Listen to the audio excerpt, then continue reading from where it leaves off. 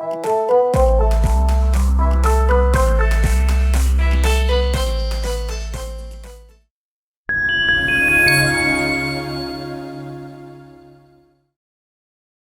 to the third episode of the ICRIER Podcast. Our guest on the show today is Mr. Pramod Bhasin. He's the chairman of ICRIER. He's also founder and CEO of GenPact. He's now also the chairman of the Data Security Council of India. Thank you for coming to the show, Mr. Bhasin. Thank you very much. Glad to have you on it.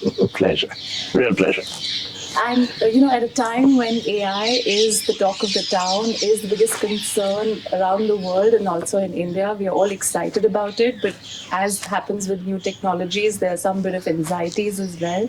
I can't think of a better person than you to help us navigate this new world, what the challenges are going to be like, whether we should have these anxieties or we should be thrilled and excited about the new opportunities that are going to present to us.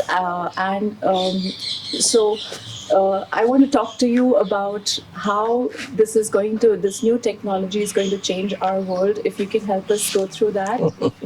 Well, to the extent I can, I will. I'm not obviously an AI expert myself, but I've certainly watched the trend for a while, not just in AI, but before that on e-commerce and internet and all the rapid changes in technology that have happened in the past. And to me, this is one of the most exciting times. And I really think the world, if the world starts thinking about it as a threat instead of an opportunity, that would be tragic.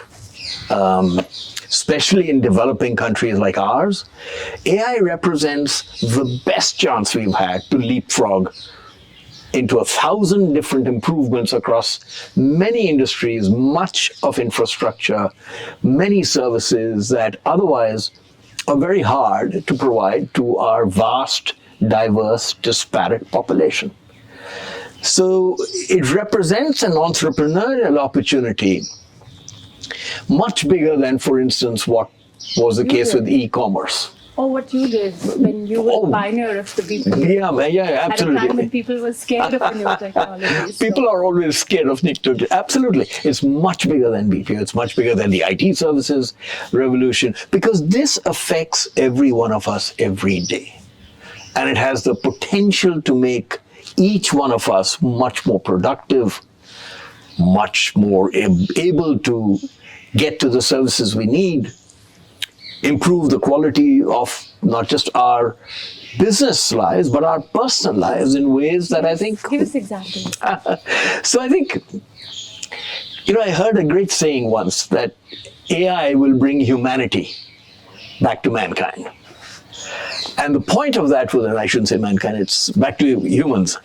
And the point of that is very simple. It will take the grunge away from the daily work that has to be done. So particularly in emerging economies like ours, where we have a lot of unskilled workers, it will allow us to upgrade them, improve their lives so that they can do better things. So in time, for sure, if you look at the house, if you look at gardening, if you look at everyday things that we do, you're seeing it with autonomous vehicles, the kind of work that people currently have to do just starts to go away. The kind of information they have to collect when they travel, the kind of things they have to do when they think about how to study, where to go, how careers are formed, all of that has the ability to change. So, and it will change because everybody around the world is working on modules. One enormous benefit of AI is that it's not that expensive to work on. And that, I think, the world is beginning to realize very quickly. Yes, you need massive computing power, which, of course, the big 7, as they are called in the US, have in huge volume. But, the government of India is going to put it up. Every government is going to take this on. Every private company is going to take it on and say, can we produce the computing power that's required? Data sets are not as valuable as we think they are. Now, I'm saying this, which is, a lot of people are going to come down on me and say, this is nonsense, he doesn't know what he's talking about. But the fact is, broad level data sets are interesting, but narrow data sets in narrow verticals like healthcare or pharmacies or retail or something, that's really where the value will be for individuals and new businesses. So you've said many things. You've said Yes. that one, we'll be able to use AI in our everyday lives. Yeah. Firms will probably be able to use AI in their doing business. Absolutely. Governments will be able to use AI, all of which will help make our lives easier. And you're saying that all this can be done at low costs because although it's going to need a lot of computing power, that computing power will be provided like a public good perhaps, or also in the private sector, and it's going to be accessible, and so we needn't have the kind of worries that people are expressing. Absolutely. Absolutely. It represents a phenomenal opportunity. And I hope emerging economies will just grab this, because this is a chance to catch up with the Western world. So let me take a few examples. If you think about education, what we need is customized education for the people who are the laggards, people who don't keep up in classes. Well, this is the perfect way to do it. It's a tutor. Sorry? It's a your tutor. tutor. It's your tutor. Your information is all there. You can, it's amazing. Think about the concept that the sum of all human knowledge is now inside the computers. It's up to you what you do with it. It's up to you what you do.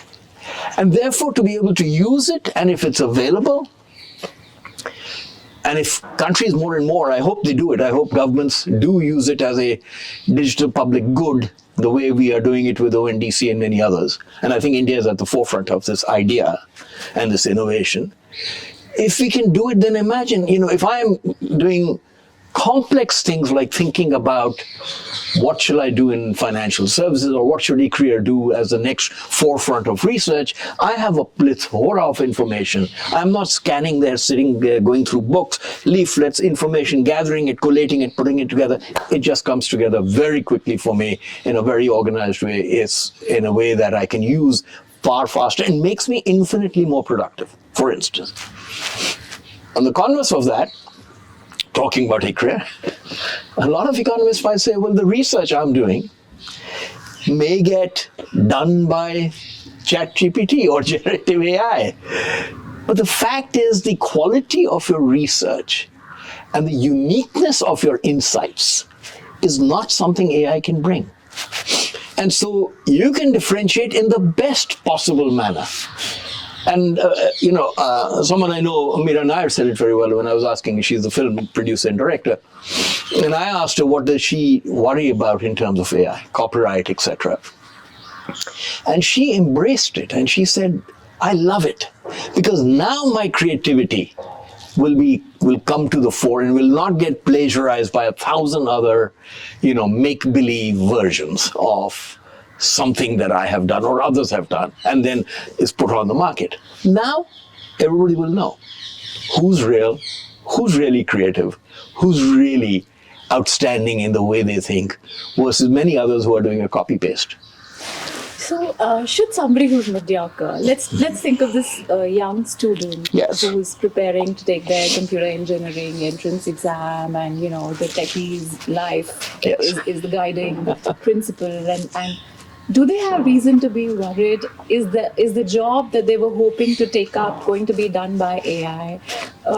Should I don't want to say mediocre, but should people who are not right on top of class, like Lismi Nair is in her field, should people like of that group feel a little concerned if you're not that good? It's a very important question. And I don't think people in high-level education need to worry about it, because AI will get integrated into what they do. And as I mentioned earlier, in fact, I believe very strongly that AI will improve the outcomes for the bottom segment of classes.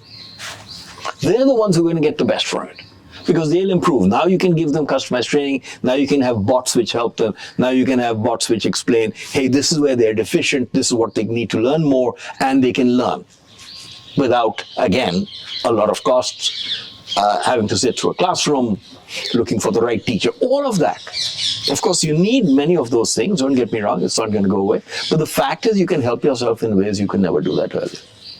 There certainly will be displacement, but probably at the bottom level of the jobs out there. So when robotics comes into play, autonomous vehicles come into play, all of these things come into play.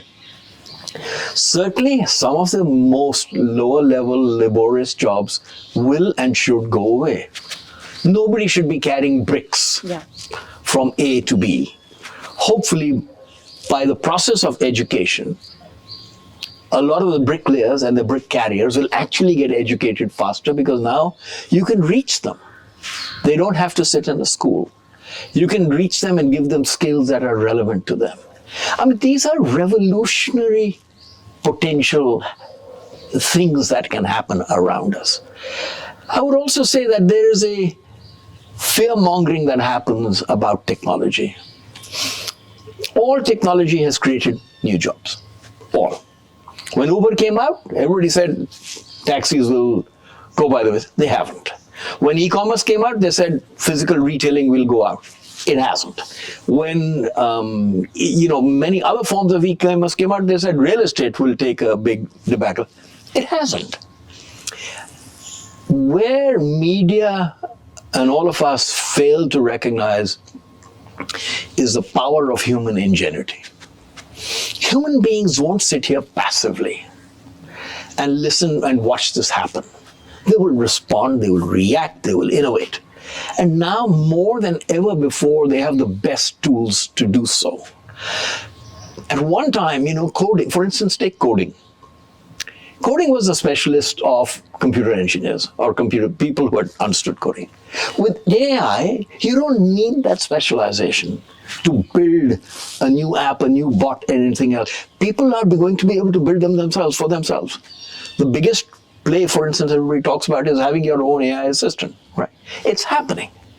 So imagine the benefit of that for you versus the amount of time we spend on administrative stuff, the amount of time we will spend in a company ensuring supply chain works across the board, the amount of time we spend making sure that inventory doesn't run short.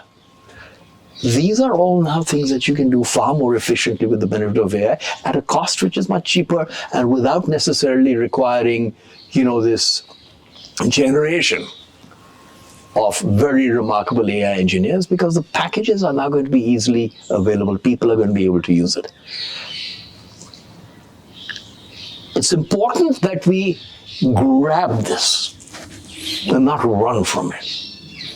And to do that, we need to know any new technology is going to come with its own challenges. So we need to know how to manage those challenges. What sort of challenges do you think, at the level of the firms, but also as a country? Oh, yes. We need to think, we need to strategize about this. So what's your recommendation? I think there will be many challenges, but in my view, they are manageable, even though some of the smartest pundits in the world, much smarter than me, have talked about the demise of humankind as a result of AI. Again, I think they fail to recognize that human ingenuity is very strong and very protective. There will be challenges. We have to think about regulation. We need regulation to identify where issues are being created, deepfakes, copyright issues, dangerous, manipulative AI versions that cause damage, that are being sent out to people, that can cause personal infringement. All of those things will be there. People are saying democracy is under threat. Elections can get influenced. Elections, huge issue around elections, right? But to me, honestly, elections were more under threat through social media. I think they've already been, I don't know why we're saying they're under threat now, they've already been transformed by this disease, that as I call it, of social media, which is building these algorithms and shoving stuff down your throat, which is, supposedly what you opine from. And that's why, to one extent, by the way, if you think about the world and you think about the way opinions are getting divided nowadays and how polarized countries are, I can only assume that social media has a huge role to play here. They keep reaffirming your worldview and don't force you to challenge it. And they keep reaffirming some of your worst habits. Media loves scaremongering. It's easier to scare the shit out of people than it is to tell people that, no, everything will be fine. Nobody wants to read that, almost. And is this something that is probably going to get even more aggressive with AI? It could, and it will. But there's another market which I think is going to grow, which will identify deepfakes, which will identify areas where someone has manipulated something, which will allow other people to pick up on things and say, all right, this is being created for me in a biased manner, and I want something more objective. That will take time, unfortunately, and in the meantime, 1,000 souls are damaged and brains are influenced. But at the same time, the market will solve for that, but governments must come in with regulation and very strong carrot and stick. The origin of who produces this has to be able to be held accountable. The ability to not allow AI segments to influence from one domain to the other you have to be able to stop that at some point in time. You have to put some boundaries around different, for instance, data sets so that you don't start corrupting one versus the other. If somebody wants to build something here which is corrupt in financial services, that contagion you have to be able to stop that before it floods into a contagion for many other banks and institutions. If you're doing it in medicine, if you're doing it in film production, I mean, there are many, if you're doing it in YouTube production, there are many applications where I think we will have to be very careful. Would it need the government to raise a new cadre of regulators? Absolutely. Or is the existing system, will it be able to cope with it? No, I mean, I think, frankly, as a chairperson at DSA, I can tell you, we're under cybersecurity attacks all the time as a country. All the time. The numbers will stagger everybody. And I don't know that we are ready to cope with that onslaught. So, for instance, training the police is a very important element of this, and you're going to have to find ways to train them. But again, hopefully ChatGPT will help you train them faster than you could otherwise, right? So we need to set up a whole new institution for that? And they will be, people are building them now. Colleges are building them, universities are building them. I'm involved with Plaksha University, various other things. We're building them out there. So this is all beginning to happen. The joy of the world is you have 1 billion entrepreneurs already attacking this problem head on and coming up with 1 billion ideas. And within them, some will be bad, but mostly they'll be good. And I think in a country like India, my God, it could transform our energy, our health, our education systems, our employability of people. It could take the grunge out of some of the work. It could make the workplace far more efficient. My God, think about it. You're so excited. But tell me, if there is a disruptive attack, for instance, of this nature you just described, contamination of a data set, for instance. Yes. Or say it happens now. Yes. What is the mechanism available to us to deal with it, to cope with it? Right now, very little. And you're absolutely right on that point. But the fact is, that over time we have to build those mechanisms which allow us to find the root cause and go after that. We have to be able to identify where this came from and how we make sure it doesn't contaminate the rest. And for that, you're saying we can rely on the market, or we need to have that capacity in government systems? We'll have to build it both in government and in the market. I think both have to happen. One of the things which is revolutionary in India is this concept of digital public infrastructure and public goods. Honestly, I've just come back from the US, I've come back from Europe. I talk to people in those countries and they all look at you and say, well, why isn't the private sector doing that? And my answer to them is, then why aren't you building roads through the private sector only? We're building digital public infrastructure like the rest of the world built physical infrastructure. Imagine if the internet was owned by a few companies, monopolistically, duopoly, whatever it may be, which is what you're seeing in the effect of social media today. Imagine if that was happening, how much it would limit innovation. And look at what the internet has achieved, by allowing it to be free. I don't think we congratulate the people who did that sufficiently, right? Because they gave us one of the most powerful platforms that the world can expect. So absolutely, the government must play a big role. I hope it does more of what it's saying. It's already doing. It's very enlightened in this area. But we are behind because we don't have the computing power. We don't have all the data sets. And we need to do more. So I hope both private sector and the government go right into this and attack it fully with every resource they have across every industry we can find. Because I can think of an application in almost any industry, including, for instance, how do you do an interview like this, right? At some point, someone will say, well, why can't a bot do this? Of course it can. And then our folks here will get far more creative, far more inventive, because they'll not be worrying about, think about it. You're scaring me. Am I going to lose my job? No, you're not going to lose your job, because you'll have spent a lot more time thinking about the interview than you have to think about the placement of the vase. Yeah. Right? Yeah. Or does the plug point work? Yeah. Or is this camera at the right height? Yeah. Right? All of those things you don't have to worry about. And that's the kind of work they shouldn't have to do. They've got far better skills. That's the joy of this. That's what I love. Focus on what you bring to the table by leaving everything, outsourcing everything else to AI. So what I can make out is that the challenges can be managed. To manage the challenges, you're saying we need to focus on how to build more computing power, which is going to happen both in the private sector and public sector. That's the best way to go about it. Absolutely. You're saying that the education system is going to have to come up with appropriate curriculum around preparing the youngsters, the next generation for this new technology. Teachers have to be trained on it. Teachers have to be trained. You're saying that we are going to have to build capacities also in private sector, but especially in the public sector, in the government sector, for more better regulation. For regulation, absolutely. And what else? How do we? What are the 3 or 4 things we need to do to strategize as a country? Yeah. I think the faster we introduce AI into the curriculum of our students at all ages, the better off we are.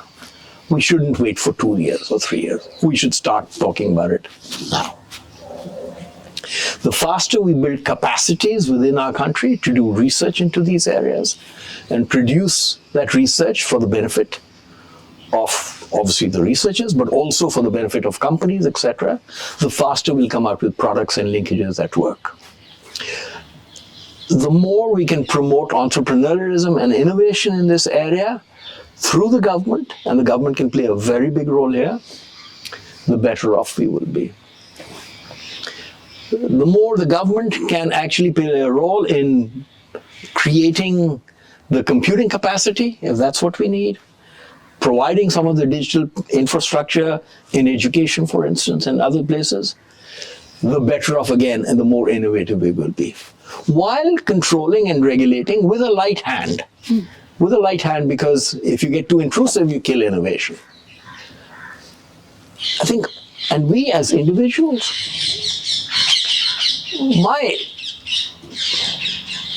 my fear on this is that the amount of misinformation and noise around AI there is so huge.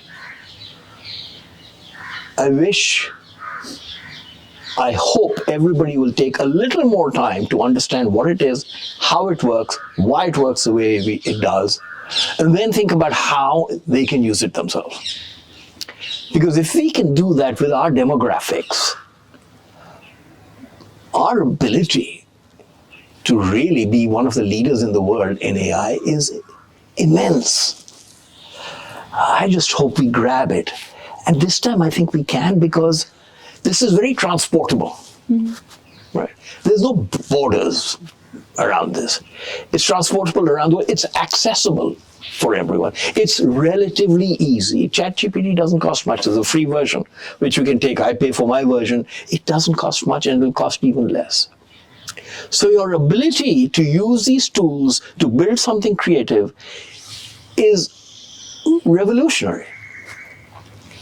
And I hope people watch this, at least they get excited, and I hope they do things with this which can help us. Think about healthcare workers, their ability to improve what they do with the benefit of AI, to be able to help in diagnosis, to be able to help patients who they can't get to hospitals, who can't get in front of a doctor, is immense. India is not going to solve its healthcare problem by producing more doctors and nurses. It doesn't have enough time. So you need to use other tools and technologies, and now's the best chance we've ever had to do that, to take our entire healthcare system up to a completely different level. Take our entire education system up to a completely different level. The transformational aspects of something like that are just massive. The potential from what you're saying seems immense. You interact so much with the corporate sector. You have friends in almost every top company of India. At what stage of preparation, do you think, in your opinion, they are? What's your assessment? How well prepared we are? The corporate sector is. How are they? On a scale of 0 to 10, we're at 1. But remember, 1 represents the opportunity. 2 to 10 represents the opportunity. That's why I don't worry. It's all new, right? Everybody's wondering. I mean, I talk to CEOs and people all the time, and all of them are wondering, how do I do? What do I do with it? Where do I bring it? A lot of people are already bragging about, we're already doing AI. Well, yes, but you're doing it in such a small way. It's skimming the surface. It's not really relevant, but fair enough. You want the branding and the marketing, and people will use it, but that's okay. But a lot of people are struggling to say, how will it affect me? What shall I do with it? How can it be most effective? Should I use it internally? Should I use it with customers? Should I use it to build a new product? What should I do with it? I know that the big consulting firms are all flooded with work on AI. Flooded. One of our rival companies called Accenture, Genpact. I'm the ex-CEO. I left it 10, 12 years ago. I think Julia was in Davos and said, I'm working on 700 AI projects right now. Right? Huge. So everybody's barreling away at it. 2 interesting complexities which I love. 1, it's changing so fast, nobody knows where it's going to go. And so nobody knows what to build because they think in 3 months, that technology is gone or improved, or what am I going to do? Am I stuck? So that's a big dilemma. How the new world is going to be. It's a huge dilemma, right? So your ability to be very flexible with that is paramount.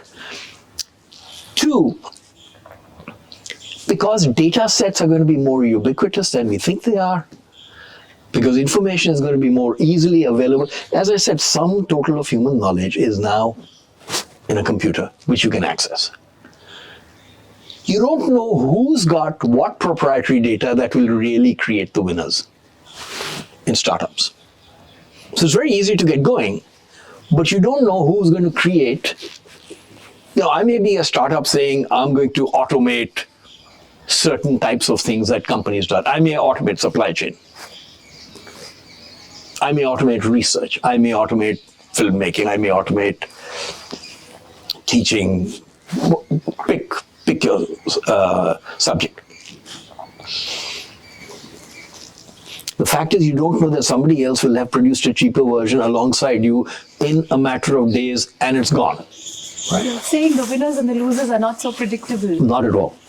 And the advantage, just having proprietary data, is no longer the advantage. It won't be. Today it is. See, the market cap of these big 7 tech companies in the US, by the way, has gone up by $4 trillion since the announcement of AI. $4 trillion. Terrific. But right now, it's all free. It's all free. They've made the investments because they know they need it for their own survival. Now will come all the others who will use it to build proprietary products which they can sell. But how proprietary is a product going to be? And I think that's a very interesting question. I haven't solved for it. If I had, I would have, I would be counting my money that I would have made, but it's not that easy. But I do love it because the offset to that is that so many young entrepreneurs can do it themselves. So many other people can get into it. And therefore, it represents, again, an opportunity across the board far better than people realize, because they all think, okay, is it limited to those small set of engineers and data people that data sets that they have, and therefore we are excluded? Whereas I think actually it would work out to be the opposite. You're going to have specialized applications, bots, whatever it may be, products, productivity across every industry you can think of, and everything that we do every day. My car, my food, my home, how I live, how I dress, what do I do, it'll impact all of it. It just as much as the internet has, but even much more so. Beyond imagination. Beyond imagination. You're pretty much saying that, for all we know, next time we have this conversation, Yes. the most valuable tech companies in the world may no longer be the most valuable, and some startup may overshoot and race past ahead, because what we take for granted right now, or what big companies take for granted right now in terms of what their advantage is, Yes. will not be the only deciding factor on who gets to win this race. Exactly. They have, unlike the network effect, which is what has kept Facebook and Google and others alive, even though there are far better applications outside that, but the network effect takes over and you don't switch. In this case, that network effect won't happen to the same extent. And people will go in for specialized applications in specialized areas to get the information you want. So, to give you an example, if you build a specialized application or bot or generative AI technology tool, again, I'll go back to healthcare because to me that's one of the prime areas where this should apply. That's a limited data set versus ChatGPT, which needs to absorb Shakespeare and Ulysses and all the books ever written and Encyclopedia Britannica, which is a completely different need. This need will solve for that purpose. And I think that's where, yes, the big tech companies will be there, but there will be many other players also who will play. And I hope India can be one of the forerunners. And for every big tech company, we produce 500 AI companies which can compete. I think that would be marvelous. On that happy note, let me say thank you to you for this conversation, very insightful conversation, and wish you all the best for preparing India's data security capacity. Right. Thank you. Thank you very much. I just hope we all really grab this absolutely magnificent opportunity and not fear it. Fear of failure is the biggest issue we all face. And honestly, in this case, we have to embrace it and grab it. Figure out how to ride this wave. Right. Absolutely. Absolutely. All our physical income drawbacks that India suffers from, which have prevented us from participating in many other things. In this case, that's not the case. Can you imagine how wonderful that is? Thank you. Thank you.